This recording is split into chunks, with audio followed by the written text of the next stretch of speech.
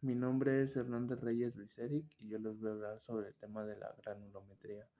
La granulometría es el estudio que determina la distribución del tamaño de las partículas que componen un suelo.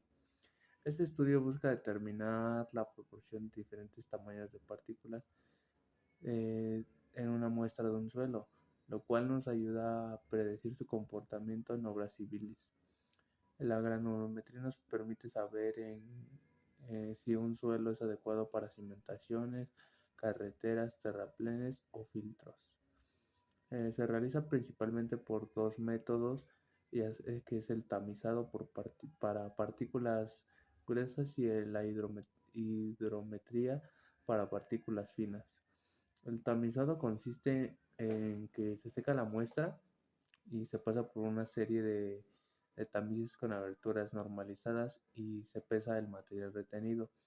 Con estos datos se construye una curva de granulometría que nos indica la distribución de tamaños. En la hidrometría consiste en medir la sedimentación de las partículas finas en agua usando un hidrómetro, aplicando la ley de Stokes, y se usa más del 50% del suelo para el tamiz 200. Mi nombre es Ángeles Amaris Carlos Guerrero y le daré continuidad al tema 4.1 y les estaré hablando acerca de lo que son las aplicaciones prácticas, o más bien en qué basa. Y bueno, este es un análisis que es útil para evaluar la permeabilidad, la resistencia, la compactibilidad y algunos otros comportamientos del suelo. De esta manera también nos permite seleccionar materiales adecuados para que así podamos controlar la calidad durante nuestra construcción. También tenemos lo que es la importancia de la granulometría y bueno, la granulometría es importante porque esa nos permite conocer cómo se va a comportar el suelo dentro de una obra en ingeniería. Y bueno, tenemos razones principales que iniciaremos con la primera, que es una clasificación de suelo. A esto nos referimos con que esta nos ayuda a saber si el suelo es grava, arena, lino o arcilla y si está bien o mal graduado. Tenemos un segundo razón, que sería el diseño de obras, que esto nos permite seleccionar el tipo de suelo adecuado para cimentaciones, carreteras, presas, rellenos y algún sistema de drenaje. Tenemos como tercer punto la permeabilidad, que esta determina qué tan fácil pasa el agua por el suelo y lo cual pues es básicamente clave para evitar filtraciones o algún tipo de erosión. Tenemos la compactación, que esta nos indica si un suelo se puede compactar bien para obtener buena resistencia y de esa manera puede evitar asentamientos. Tenemos la resistencia al corte. La resistencia al corte nos incluye una estabilidad de taludes y algún tipo de estructuras que pues descansan sobre el mismo suelo. Tenemos como sexto y último razón, sería el control de calidad, que esta más que nada se usa para verificar si los materiales usados en obra cumplen con las especificaciones necesarias. Buen día, mi nombre es Rogelio Arellano Doradas, yo les hablaré. Soy del equipo número 4 y el tema de la exposición es la clasificación e identificación de los suelos. Yo les hablaré sobre el subtema 4.2, el cual es la plasticidad. Les hablaré sobre qué es la propiedad que tienen algunos suelos, principalmente los finos, que son arcillosos y limosos. Estos presentan una capacidad de formarse sin romperse y mantener esa forma después de retirar la carga, siempre que contengan cierta cantidad de agua. Se trata de una respuesta mecánica al contenido de humedad y permite clasificar los suelos según su consistencia, la cual es crucial en obras de ingeniería civil e ingeniería geotécnica.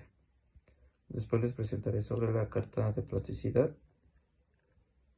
En un lado nos presenta el índice de plástico y en el otro el límite líquido, en el cual se presenta el limo de alta compresibilidad y limo de baja compresibilidad, al igual que arcillas de alta compresibilidad y arcillas de baja compresibilidad. También está el limo orgánico de baja compresibilidad y el limo orgánico de alta compresibilidad, en la cual la gráfica se divide en 4 partes. También les explicaré una tabla que habla sobre el límite líquido, el cual es el contenido de agua donde el suelo pasa de estado plástico a líquido, y el cual es su importancia determina la fluidez del suelo. También tenemos el límite plástico, el cual es el contenido de agua donde el suelo pasa de estado semisólido a plástico, y su importancia es que indica el punto en el suelo en el que empieza a moldearse sin romperse. También les hablaré sobre el límite de contracción, en el cual es el contenido de agua por debajo del cual el suelo reduce más su volumen al secarse. También su importancia es relacionado con la estabilidad volumétrica. Al igual les hablaré también sobre el índice de plasticidad, que está representada por una I y una P. Su fórmula es índice de plasticidad es igual al límite líquido menos el límite plástico, el cual la importancia es para cuantificar el rango de humedad en el que el suelo es plástico.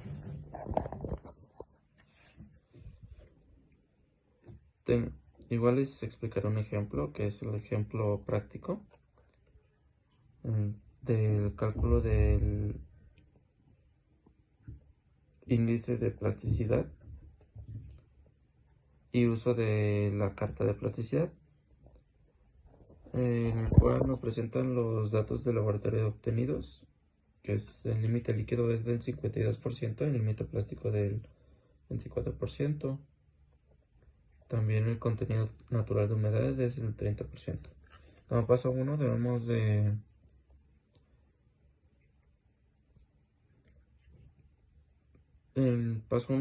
calcular el índice de plasticidad, y como fórmula tenemos índice de plasticidad es igual al límite líquido menos el límite de plástico, sustituyendo sería 52% menos 24%, que nos daría igual a 28%.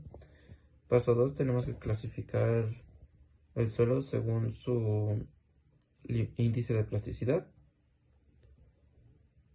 y como el índice de plasticidad es igual al 28, se trata de un suelo de alta plasticidad según la clasificación general.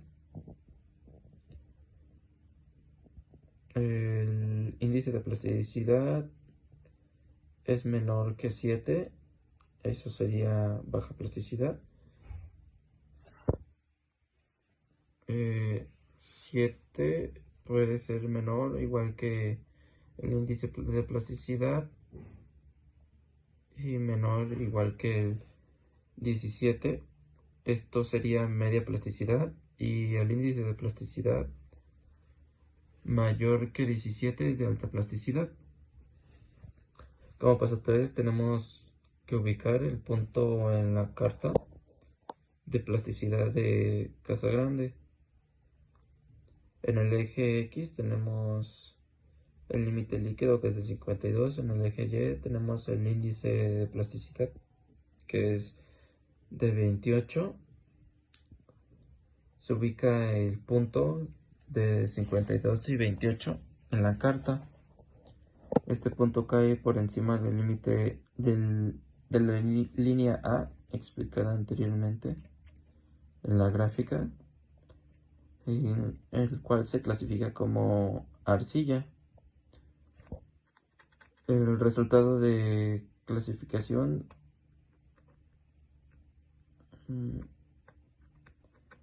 es del límite líquido, que es mayor que 50, es el suelo de plasticidad, de alta plasticidad.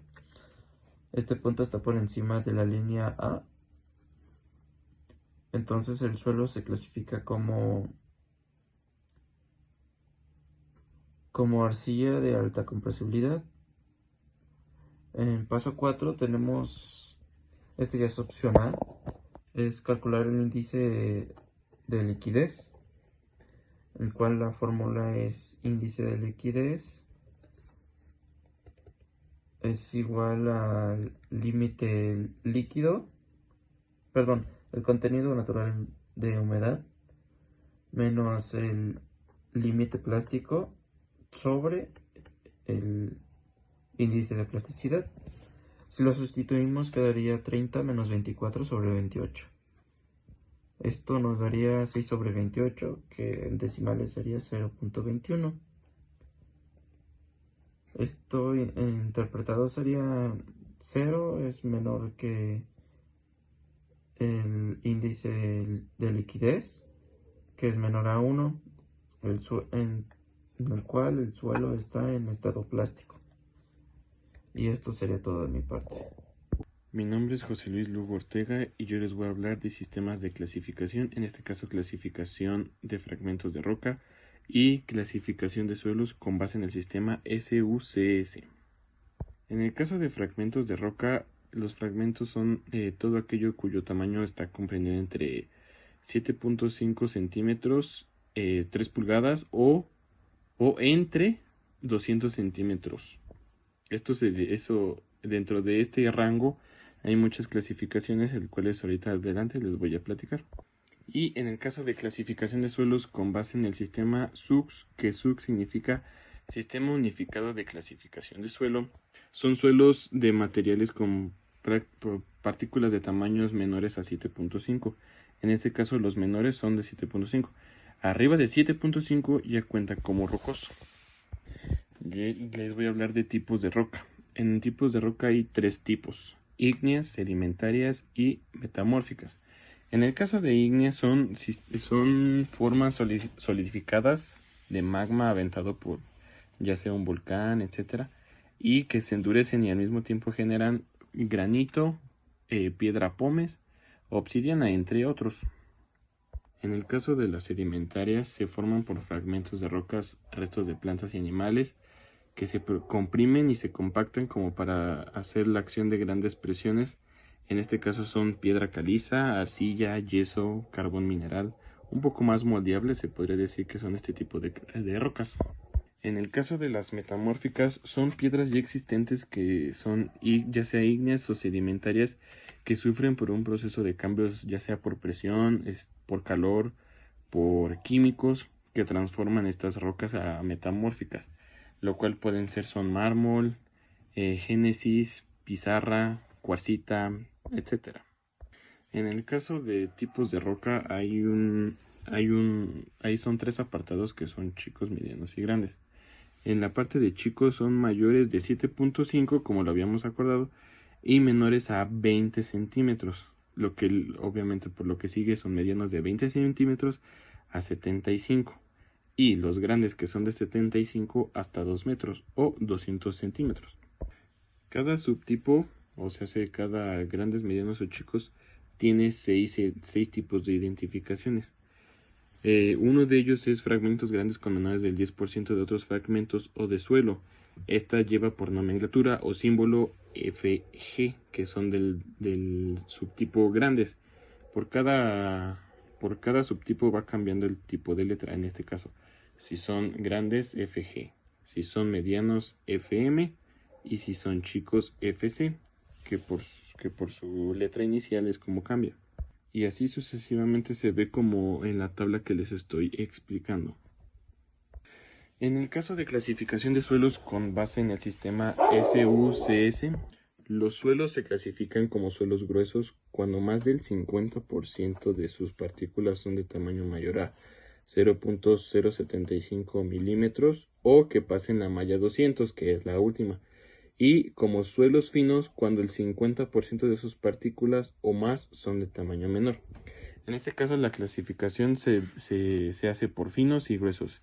¿Qué tenemos en la parte de gruesos? Ya sea gruesos gravas y arenas. En el tipo de suelos finos, que son arcillosos o limosos. En la parte de suelos gruesos, la grava se clasifica cuando tienen más de 50% de partículas de la fricción gruesa, que tienen como tamaño 4.75 milímetros, que es la malla número 4, y arena se considera cuando el 50% de las partículas o más de la fracción gruesa son de tamaño menor a esa. Y en el caso de los suelos finos, se caracteriza más por el tipo de plasticidad que lleva cada uno, en este caso limo, arcillas y olvidé agregar uno que era orgánicos, altamente orgánicos. En suelos gruesos se clasifican en 8, que son grava o arena bien graduada, grava o arena mal graduada, grava o arena limosa, grava o arena arcillosa, grava o arena bien graduada limosa, grava o arena mal graduada limosa, grava o arena bien graduada arcillosa y grava o arena mal graduada arcillosa. Buenas tardes, mi nombre es Gerardo González Contreras y yo les voy a hablar un poco sobre la clasificación de suelos con base al sistema de SOX. Los suelos se clasifican como suelos gruesos cuando el más del 50% de sus partículas son de tamaño mayor del 0.075 milímetros, malla del número 200, y como suelos finos el 50% de sus partículas o más son del tamaño menor. Los suelos gruesos se clasifican como la grava cuando más del 50% de las partículas de la fracción gruesa tienen tamaño mayor, y la arena como cuando el 50% de las partículas o más de la fracción gruesa son de tamaño menor. Los suelos finos se clasifican según sus características de plasticidad: limo, arcilla, altamente orgánicos.